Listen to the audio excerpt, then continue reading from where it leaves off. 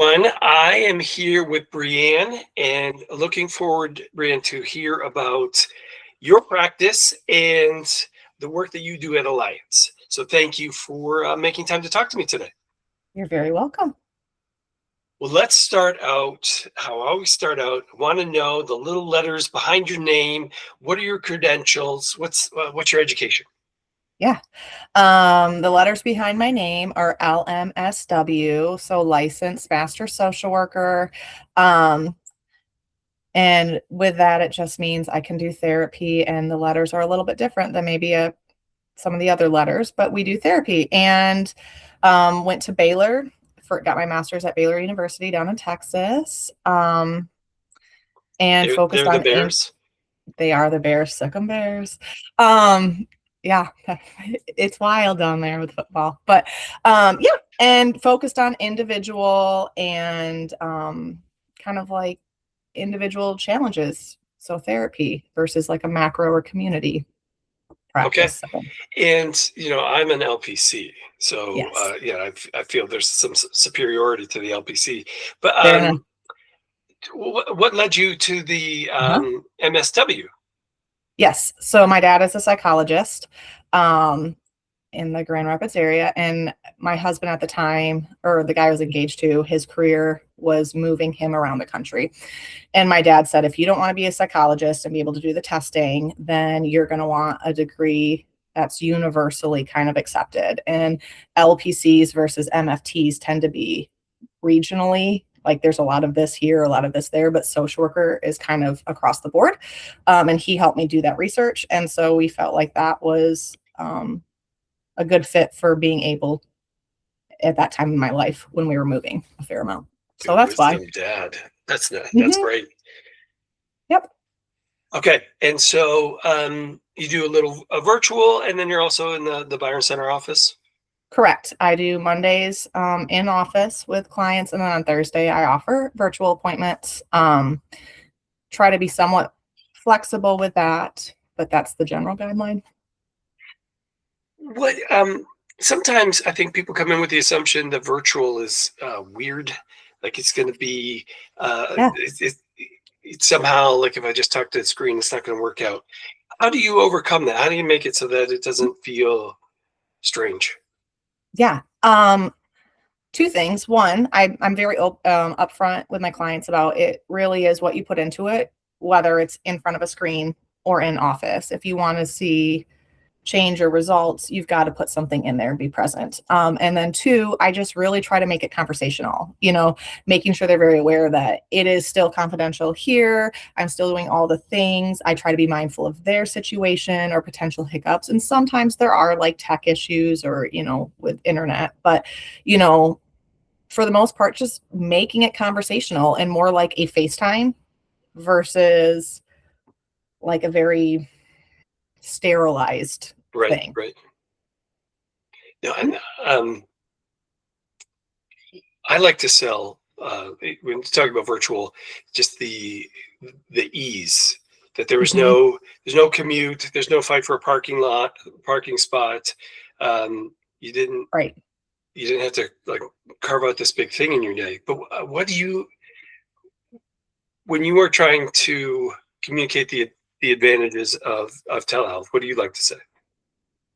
Well, I like to first, I usually acknowledge the advantages of both in person and what they're looking for, and then trying to say, and some of that can still happen virtually, particularly if it's more of a talk based or even movement based. All of that can still happen, you know, and I see teenagers and up. So, the interactive play piece is not the same for like littles or children as it is for that. So a lot of that can still happen.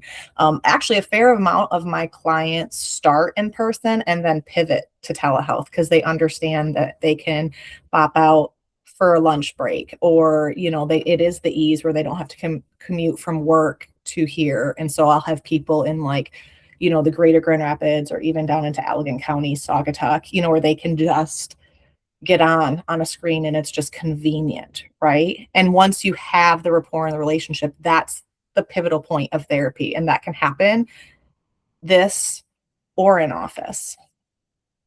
Love it. Love it. Um, okay. Well, you were starting to share a little bit of it. I'm really fascinated to know what is an ideal client. Like who is that person that when you're sitting across from them, we do really good work. Yeah. Um, Motivated. A lot of people know that they want to change and they don't know how, right? That's my job to help work with them on establishing the steps, but the motivation or the piece, the willingness to be there is huge for that process. People going through life changes, transitions, whether that's becoming a new mom, having some work transitions, relationship transitions, difficulties parenting as kids get older, or just some of those changes. Love working, or even going into college, love working with people. Just, this is hard. Life is hard. Let's find a way to take a deep breath, step back, and then just be able to kind of roll with that. I love that population. I also love working with people who are motivated to be able to process through and work through potentially past trauma or adverse experiences that they've gone through, that it's just holding them back. And a lot of times with clients like that, recognizing, they're pouring all this energy and time building this foundation, and sometimes the trauma and the it just keeps coming out, right? But that's because you're filling the space with solid stuff. So people willing to like roll with that process and recognize it might not be 3 sessions, and it's done, but I'm here for that job. And so sometimes we have to pause or pivot and adjust, and that's 100% okay. But let's keep building that solid foundation. I like that you keep coming back to the relationship, the therapeutic alliance, Mhm. that bond. Mhm. That seems like that's a really big deal to you. Yeah, I took got working through a certification in NDIT, which is a process where a neurologist, and I think she has her psychology degree specifically. She developed a process looking at how the brain works and trying to work with the brain to help people with either trauma or anxiety or depression, right? And so she's a very bottom up, like focuses on the body, the mind, the going into kind of the cognitive stuff. Her name's Jennifer Sweet. And she said the number one thing in her research where she sees people make progress or not make progress is that therapeutic alliance. And that just really resonated with me, right? Because if you can't vibe or trust, or it feels uncomfortable, then you're not going to open up, and there's already a disconnect there. And so my thing is, yes, psychoeducation, some top down, bottom up stuff. I know it's very therapeutic talk. It's my job to know what that means. But like, figuring all the techniques out, but ultimately that there is trust and compassion and empathy and seeing you as a person, and that there is a relationship, and it's not one way. Yes, it's focused on you, but that like we are two people working towards what you're hoping to accomplish. Yeah, that's great. It sounds like you're at the right place. If the counseling group is called Alliance, right? There Yes, might be some overlap there. there might Uh, be. I want to go back to just one thing. Yeah. How how does somebody know that? Because I think a lot of us would say, uh, we've gone through some hard things, or Hmm. like life is hard, but then Hmm. you're kind of saying how like that that client that is has some sort of symptomology that they're noticing from this previous trauma. Like what is some of that? Like how would somebody know, oh, this is the past stuff that Hmm. I better pay attention to here, Right. and not just like, yeah, isn't life That's a hard? good question. Yeah. I think a couple different things. Life is hard. And when you have a supportive group and you're kind of able to say, this is hard, but I can keep going and have the motivation, and people are building you up and pouring into it, it's a lot easier than either shame or guilt or maladaptive messages you've learned as a child, maladaptive habits that you've learned from an experience are holding you back. There's a little bit more of a, I have to do it by myself. I'm alone in this process. Versus this community, because we're relational. Humans are relational, right? I'm coming back to that, but we are, right? And so when we have a whole community building us up, that's very different than like, I feel alone. Trauma, adverse experiences robs us of a sense of safety, but it also robs us of a sense of human connection, of it fuels isolation. Shame fuels isolation. And there is a direct link between shame and trauma in a lot of health and mental health issues, right? And some of that I think is because it's isolation, or I feel alone, or I'm doing this, battling this myself. Who's here to help me? And I think that maybe that's the difference, right? I love having these conversations because we start talking about the work and where the conversations go, and the passion. Like to see your sort of passion come online there, and it's easy to imagine the connection that somebody might feel dealing with hard stuff, but Right. knowing that they don't have to be alone now. Right. And it has, there is a, if it is a tunnel, there's a light at the end of it, and then that might not be an oncoming train. That might be something hopeful. Correct. 100%. Yeah.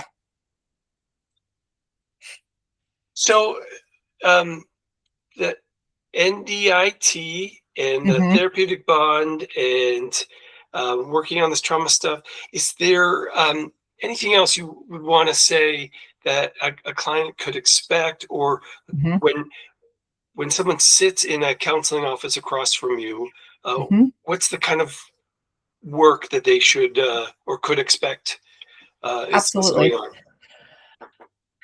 Yeah. So there are so many great approaches into doing work, and I do pull from an eclectic, if we talk about certification, I'm trained in mindfulness, specific mindfulness. I am trained in mindfulness based CBT. I'm trained in CBT. I'm trained in DBT, some relationship stuff. But I think ultimately when I pull from these, the work is client centered, you driven, right? Meaning like what is the change you want to see and how do we get there? And with that comes psychoeducation, with normalization of this reaction isn't necessarily just you, right? This is sometimes the reactions or the behaviors that we're having are driven based on past experiences and instinct. And so recognizing that, yes, this is hard because we're making a change inside as well as here, right? And so some of that is going to take time. So like I said, psychoeducation, some mind-body connection is big, but also just talking through and validating experiences that they have been, or even looking at like problematic or challenging thinking that may be actually hurting the situation versus helping. And then like, how do we reframe, or I like to use the word pivot, right? Because we're still in the same spot where we're just changing focus. I heard a speaker one time say that, if I pivot 1 degree, I just did ish, right here, it makes no difference. But if we were to go out 2 miles, that 1 degree would make a big difference, right? And so just finding that, where do we have that room to pivot?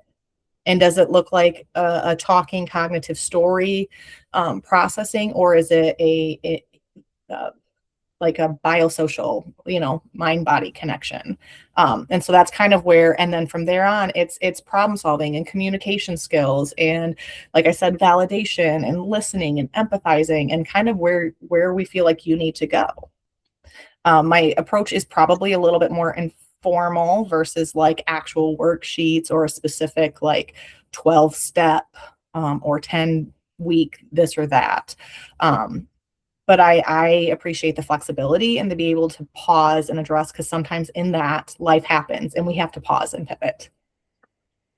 So yeah, there are always other subplots in the counseling journey. Yeah. Breanne, I think you've painted a really clear picture on what it's like to sit across from you, and the work and the reward Mhm. of where the counseling journey can go. So I thank you for taking this time to share and um, to describe your work, and I really appreciate it. And I think Mm. um, people reaching out would definitely have a clear understanding of the work. So thank you. I Thank you. appreciate the time.